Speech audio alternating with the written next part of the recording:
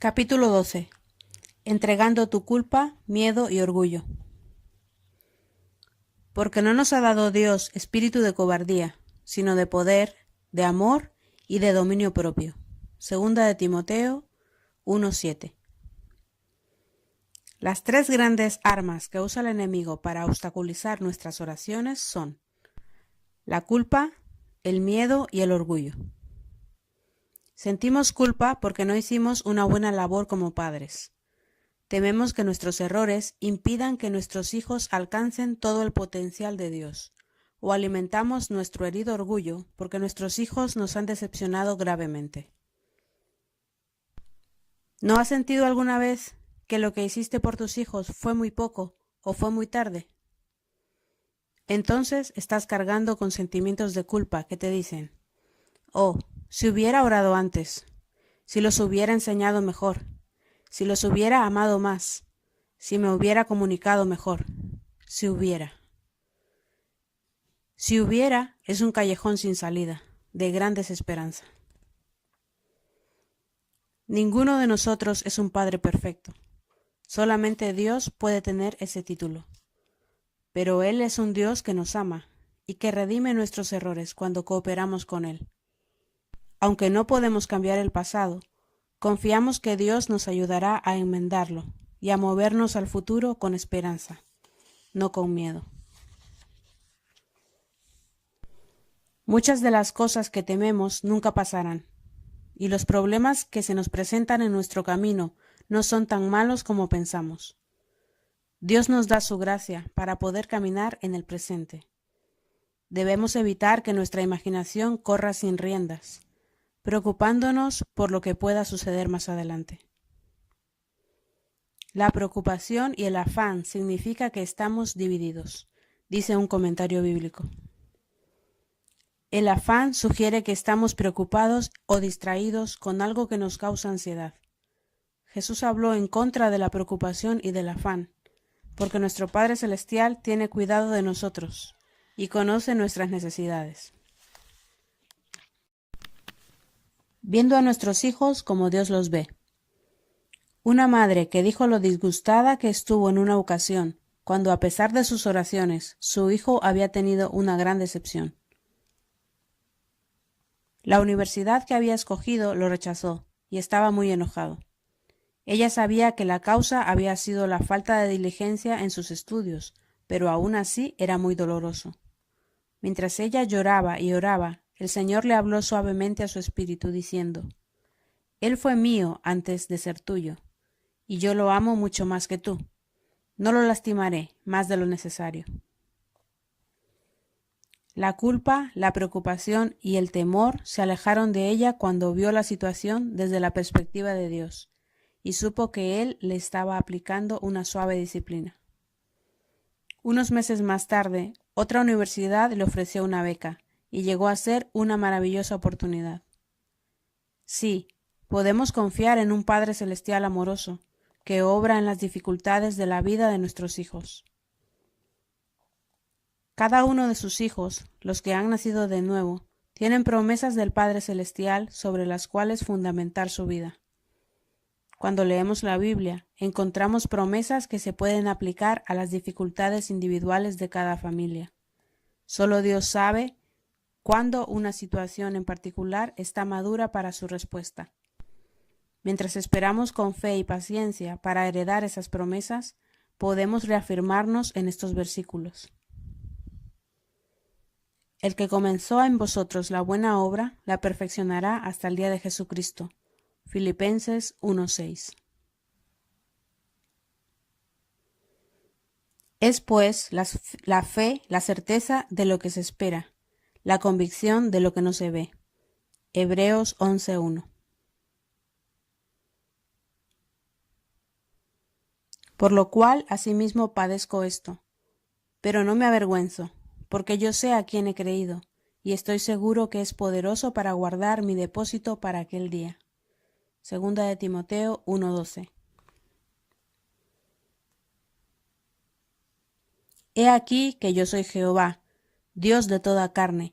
¿Habrá algo que sea difícil para mí? Jeremías 32:27. Levántate, da voces en la noche, derrama como agua tu corazón ante la presencia del Señor. Alza tus manos a Él implorando la vida de tus pequeñitos. Lamentaciones 2:19. ¿Cambiará Él algún día? Una madre tenía mucho miedo por su hijo, hasta que un día el Señor le habló mientras caminaba en la playa. Ella compartió su historia conmigo. Cuando mi hijo Mike llegó a los 16 años, ya no podía comunicarme con él. Él se mantenía callado y reservado, simplemente encerrado en su caparazón. Y lo peor de todo era la evidencia de que se había alejado del Señor. Yo lo observaba impotente, mientras otros muchachos ejercían más influencia sobre él que nosotros en el hogar. Mi único recurso era la oración. Entonces, ya entrada la tarde, yo estaba sola caminando por la playa, hablando con el Señor acerca de Mike. Después de una hora, me agaché para recoger el caparazón de un caracol de color marrón y blanco que había sido tirado lejos por las olas. Cuando lo hice, tuve la impresión de que Dios me estaba diciendo: deja tus miedos aquí en la playa. Piensa en este caracol y todo el potencial que tuvo para crecer. Así es con tu hijo. Confía, que yo lo puliré y perfeccionaré. Sally llevó su caracol de la promesa a casa. Lo lavó con lejía y lo colocó en el borde de la ventana de la cocina. A menudo ella lo toma en sus manos, lo pone en alto, respira en forma triunfante y recuerda: Señor, tú lo prometiste. Mike se inclinó más y más a la rebeldía. Una tarde salió como una bala de caza, vociferando a su madre: yo no puedo ser la clase de cristiano que tú quieres que sea. Y desapareció hasta primeras horas de la mañana. Los meses pasaron y él continuaba metiéndose en toda clase de disturbios de jóvenes. Sally continuaba gimiendo mientras peleaba contra el miedo que se quería apoderar de ella. ¿Y si llegara a sucederle algo?, pensaba. Al fin Mike se fue a estudiar a la universidad, pero todavía no daba señal de arrepentimiento ni de cambio alguno. 4 años después que Dios le dio la promesa a Sally en aquella playa, ella sintió la urgencia de escribirle a su hijo acerca del caracol de la promesa. Ella terminó su carta con un párrafo de las escrituras que atesoraba: mantengamos firme, sin fluctuar, la profesión de nuestra esperanza, porque fiel es el que prometió. Hebreos 10:23. Mike le contestó: Mamá, tu carta me hizo tan feliz que casi lloro. Tú no sabes esto, pero el martes, el mismo día que escribiste la carta, fui a la ciudad para escuchar a una banda de música cristiana. Realmente he estado en el hoyo, pero lo entregué todo a Dios. Me siento como nunca. Yo sé que no será fácil, pero esta vez lo lograremos. Aprecio todo lo que tú y papá hicieron por mí. Gracias y dale gracias a Dios por su caracol de la promesa. Cuando le preguntas a Dios, Él a menudo te da una gran seguridad por tus hijos. Puede venir a través de un versículo de la Biblia, o como en el caso de Sally, por algo especial que Dios susurra a tu espíritu.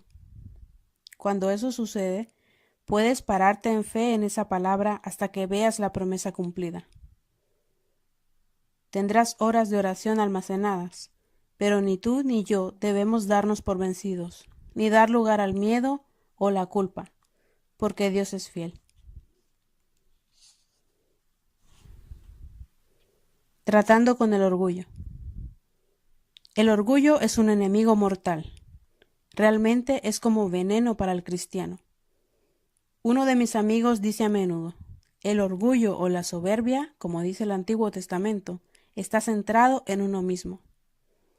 El escritor de Proverbios nos dice: cuando viene la soberbia, viene también la deshonra, mas con los humildes está la sabiduría. Proverbios 11:2.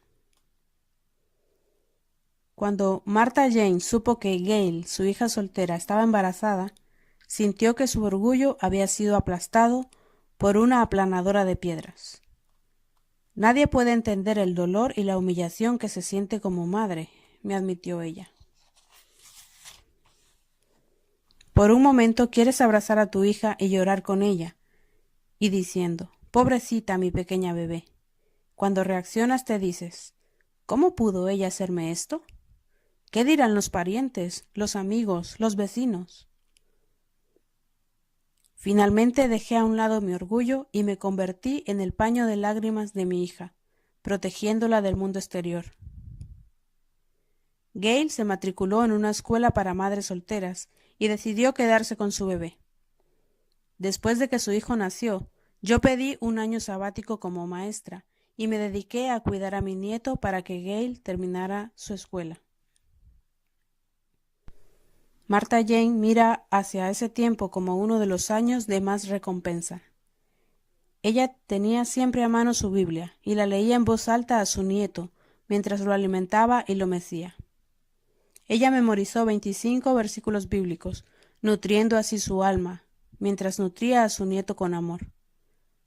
Abrazando junto a su pecho a su primer nieto y leyendo la palabra de Dios en voz alta, comenzó a creer en su corazón quién era ella en Jesús, y que las promesas de la palabra eran para ella y para su familia. Además, pasaba mucho tiempo orando por su hija, el bebé y su propia familia. El nuevo nieto también afectó la vida de su esposo.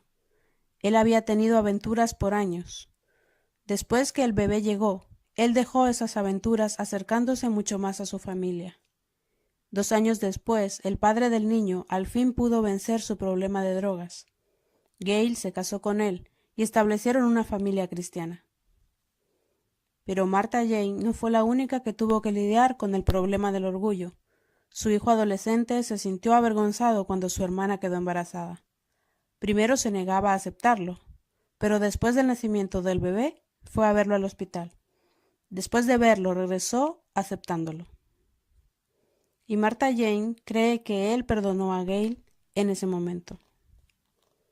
Los padres y hermanos que tienen que lidiar con una joven soltera que queda embarazada me dicen que ellos han tenido que tratar primeramente con un sentido de fracaso, vergüenza y culpa, y luego enojo contra aquellos que no los comprenden. Ellos tienen que perdonar a los hijos involucrados, pero eso es solo parte de la batalla. También luchan con falta de perdón hacia sí mismos y hacia otros que no comprenden la crisis familiar.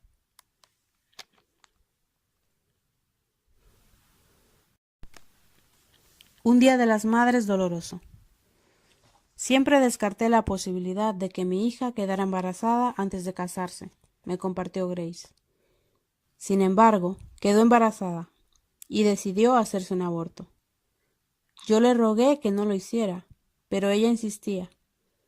Para evitar que fuera a cualquier lugar para hacerlo, la llevé a una clínica que abría los domingos. Ella se hizo el aborto en el Día de las Madres.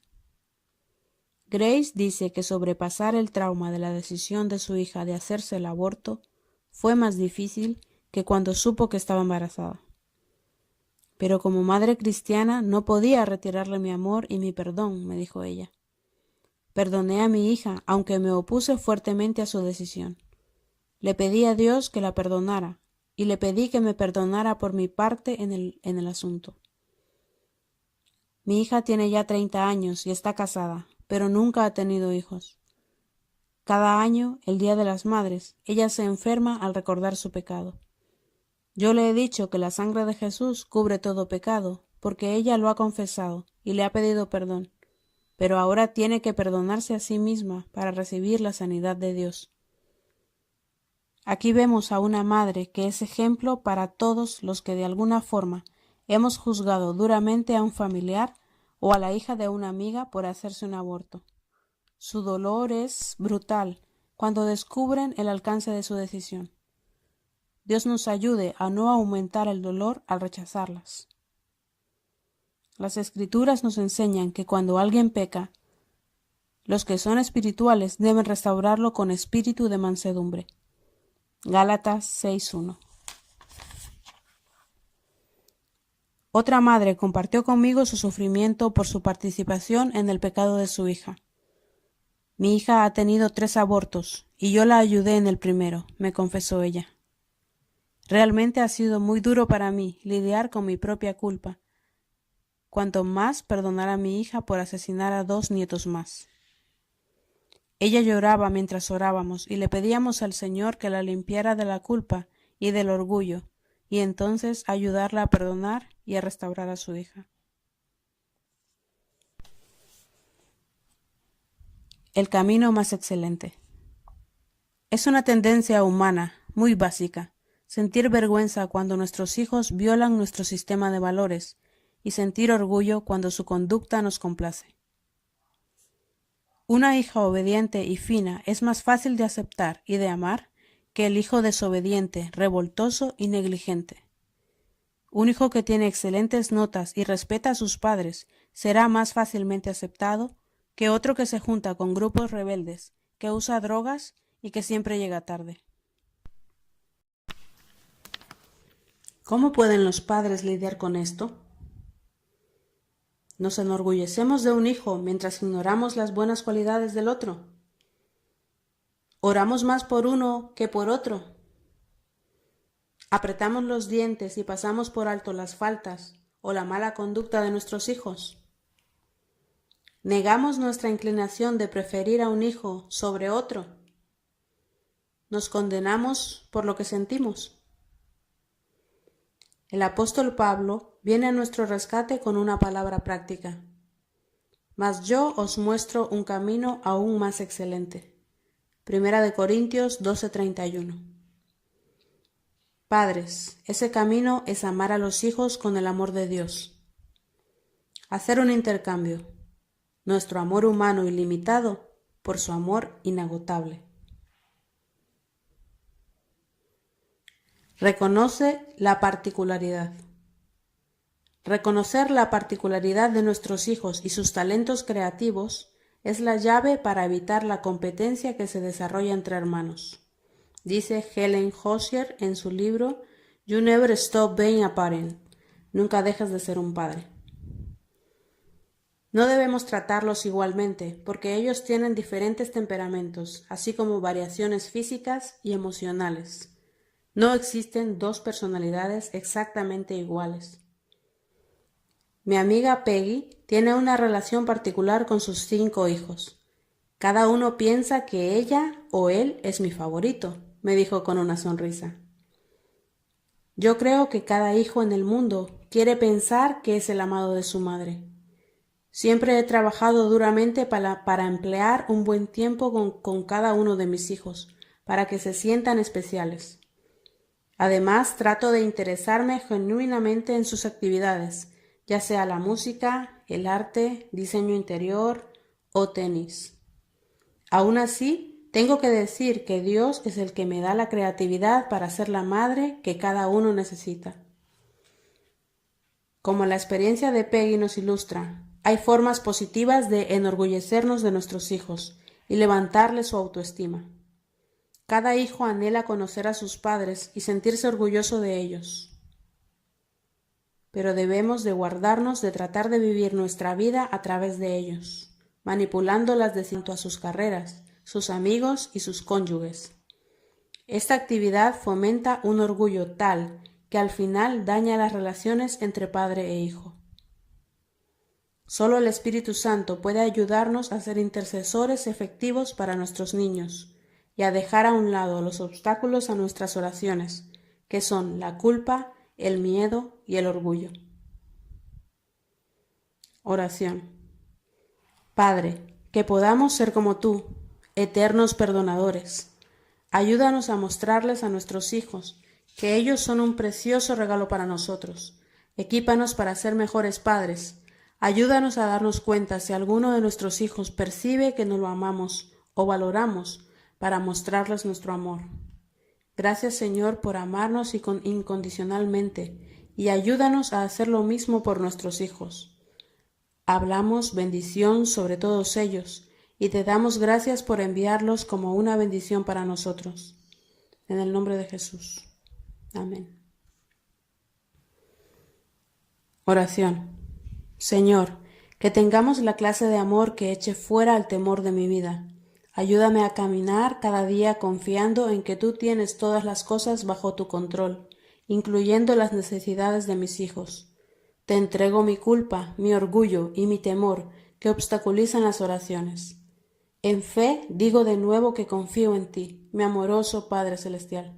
Gracias, en el nombre de Jesús. Amén. Escrituras para meditar. En el día que temo, yo en ti confío. En Dios alabaré su palabra. En Dios he confiado, no temeré. Salmo 56, versículos 3 y 4. Fíate de Jehová de todo tu corazón, y no te apoyes en tu propia prudencia. Reconócelo en todos tus caminos, y Él enderezará tus veredas. Proverbios 3, del 5 al 6. En lugar de vuestra doble confusión y de vuestra deshonra, os alabarán en sus heredades, por lo cual en sus tierras poseerán doble honra y tendrán perpetuo gozo. Isaías 61:7.